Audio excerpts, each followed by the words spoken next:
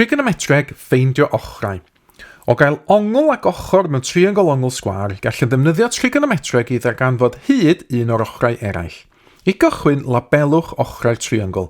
Mae'r ongl lem yn pwyntio tuag at yr ochr sydd gyferbyn. Mae'r ongl sgwâr yn pwyntio tuag at yr hypotenuse. Ac mae'r ochr sydd ar ôl yn agos at yr ongl lem. Nesaf, ysgrifennwch yr acronym SOHCAHTOA yn y fformat yma.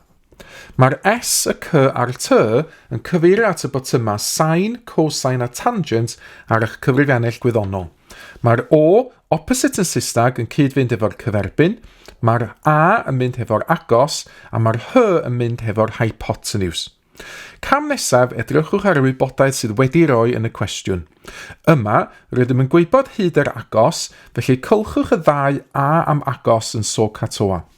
Rydym angen darganfod hyd y cyferbyn, felly cylchwch y ddau O am opposite. Mae hyn yn dweud wrthym fod hwn yn cwestiwn tan, gan ein bod wedi cylchu dwy ran y gymhareb tan. Felly, ysgrifennwch y gymhareb tan. Tan theta yn hafal i O, opposite yn Saesneg, cyferbyn yn Gymraeg. Rhannu efo A am agos. Nesaf, rydym yn amnewid y gwerthoedd o'r cwestiwn.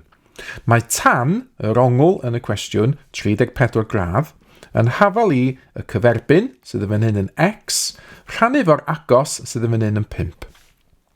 Gan fod x ar dop y ffracsiwn yn fan hyn, mae angen gwneud swm lluosi i'w ddarganfod.